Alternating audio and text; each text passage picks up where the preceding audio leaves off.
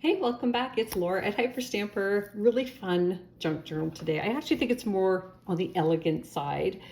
This is a book from 1912 called Their Yesterdays. It had one other like this, and I love it because it's perfect for a junk journal if you like to capture family memories or write down gratitudes or anything from your past or going into your future. I just think it's wonderful.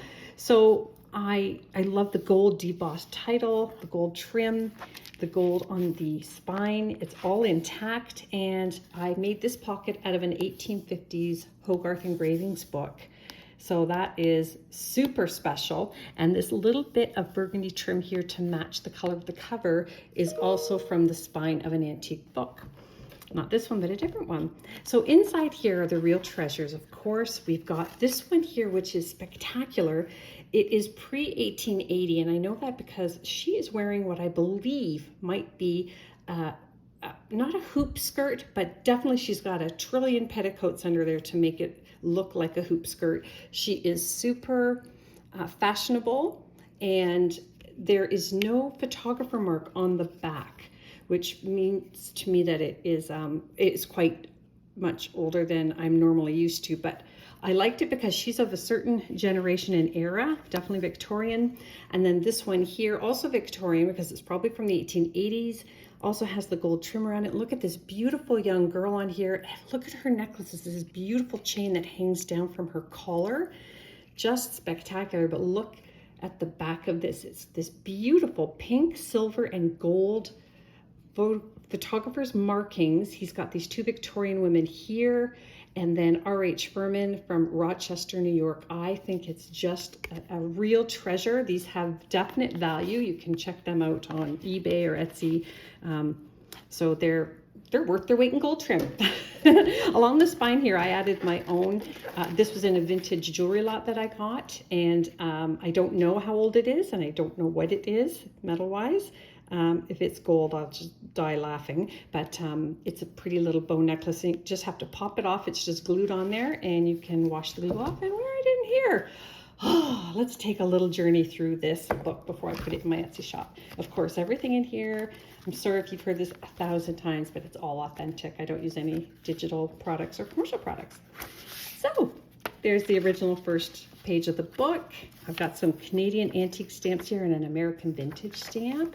And this is the first plate of the book. And look at this beautiful Victorian woman in this wicker chair with the roses on the chair in the back. Like, the detail is magnificent and the color is awesome. I love it. Beautiful title page here and the publisher's date and copyright on the back there. So some journaling space here. And then I pulled this beautiful postcard from 1910. Look at these beautiful flowers. And the person who sent it said, "Compliments of Mary S." And she wrote this lovely little postcard here to her cousin. She spelled it C-U-S-S-I-N. I love it. And this is an antique book here. Page that I did a fold over called Woman Tenderfoot. And this is Mary Queen of Scots. That's from an antique book as well, with vintage paper on the back to journal on. Another vintage ledger page here. And an early 1900s Birds of North America. This one is called an oyster catcher, and I've never heard of that. Let me know if you've heard of that. I read up on it after I saw that because I thought it was very interesting. They're really cool birds. And this is from 1940s. It's another one of these stickum pages. This child did a great job of matching these up to the outline and pasting them down, literally using paste. We don't use that word very much anymore. We always say glue. There's the oyster catchers again. And this is a great full page from 1956 of a teen music magazine. And look at this wonderful Christmas card here. This is from the 1930s, and you can see the makers of the card put in the red foil here, which is a big deal, and you can see the cutouts. So when it closes, you've got the curtains up there and the stained glass windows. Is that beautiful? And look at that beautiful greeting inside. It's just wonderful. You can reuse it at Christmas or just enjoy it the way it is. Put it out at Christmas as a decoration. How fun is that? Almost a 100-year-old card. This is from Nutkin Squirrel Nutkin, Beatrix Potter, 1930s, the double plate there. And speaking of doubles, we have another double here. we've got this picture of mother and dad near Lost River, Massachusetts in 1937, and Saguenay River. I hope I'm saying that right. Saguenay. And another 1930s children's book page here, and another great illustrated page here from the A.A. Milne book. You'll see more Winnie the Pooh coming up. Another wonderful page here from 1925, so exactly 100 years old. And these are those beautiful V-necks and waistlines and how to keep them in control with these torturous girdles and garters. And God, I guess now we have Spanx. That's pretty cool though, right? I really like that piece, and that's all tucked into the pocket here. And this page is from that 1930s book, In Silverware, Linen, Glass, and China, How to Set a Proper Table, being the lady of the house that you are. And this postcard here was from 1909, but it came to me destroyed, so I used it as a pocket. Another great 1925 children's workbook page, and we've got the font and then the matched up words. But look at that giant font. It's fantastic. I love it. I wish, you know what, I should have framed that. That's beautiful. I might take some pages out there and frame them.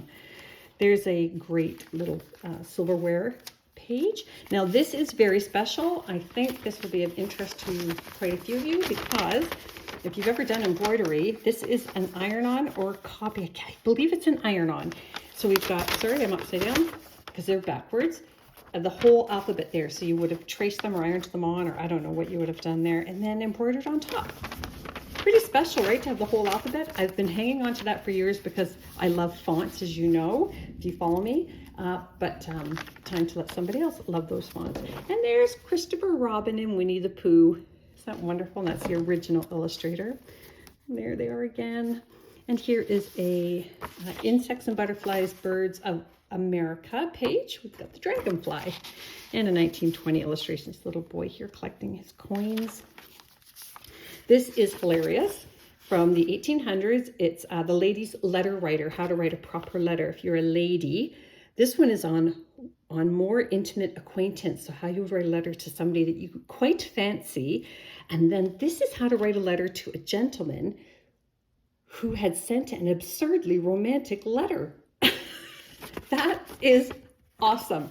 So I highly recommend whoever gets this book, give it away as a wedding present or send it as a Valentine. It's just hilarious. Or maybe we could learn something from it. This is from a vintage, over 50-year-old indoor gardening botanical book. And there's a 1940s doily making page. And this is a hand-typed script here, which is really cool. It was done on carbon paper, but that's probably about 50, 60 years old.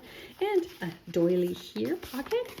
And this is from that wonderful book, The Rabbit Who Wanted Red Wings, and that little child stamped on every page from St. Petersburg, Florida. And this man is fanning himself, and he's quite hot. Oh, maybe he has not menopause. He has menopause. Oh, come on. Do. Bing. Okay. I've got to get some sleep. This is from 1930, just a wonderful children's book illustration with some paper on the back. A little birthday cake. And there is some vintage stamps here in a vintage glassine envelope, stamp collector's envelope. And that is from 1920. Sweet little family here that are, this very little boy on this giant bike. No helmet, I'm just saying. Oh, not smart. And that is a beautiful color page from a vintage book, and with a hilarious advertisement on the back as well that you can have fun with. A 1927 catalog book page. Again, more shoes. I really like the shoe advertisements in that book, in the catalog. We've got Monopoly money here from the 40s that you can journal on the back of. This is the 1970s sort of novelty playing card deck. I love it. And then this is an antique transit ticket from London.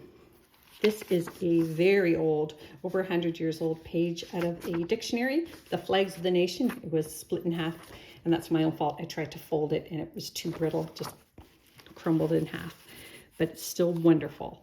And then this pocket here, can you see that, is from an 1800s Les Miserables book, which was a journal made last year that somebody bought and loves, I hope. Here's a great tag. I used a page from the 1800s, Twinkle, Twinkle, Little Star, and some little student has penciled on it. You can erase that very easily, but I like the markings that people 100 years ago put on. A little vintage fabric pocket here. This is from the 1950s Connie Francis doll book, or paper doll book. And look at that funky, that is amazing. 1950s, eh? Gotta love it. This is from the 1800s, from a German book. It's a marbled page. It's gorgeous, and you can certainly use that for different pieces of art or journaling. More Birds of North America, early 1900s.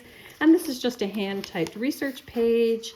And another wonderful, this is cool. Let me show you this. This is a hand-typed, also on carbon paper page. It's a little brittle, but it's the unison song for male voices. And it's all these wonderful songs that a male choir would have sang. Sweet and Low, Cherry Song, Santa Lucia. Just really a fabulous find there. And that's all on top of a handwritten thesis page from Rochester as well. Got 2 Rochester pieces in here actually. And then this here is a wonderful plate, Bedfordshire.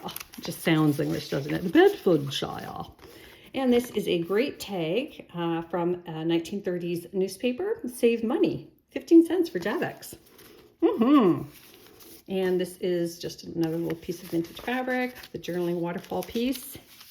And this great plate from 1887, this beautiful girl by her gate here. I love it. Look at the windows in the back and the roses down here. Oh, it's just lovely, lovely artwork that they did. And that is the original interior spine. And that brings us to the end. I hope you love it as much as I loved making it. Hyperstamper.etsy.com. Please subscribe and write me a comment below if you get a chance. Bye for now.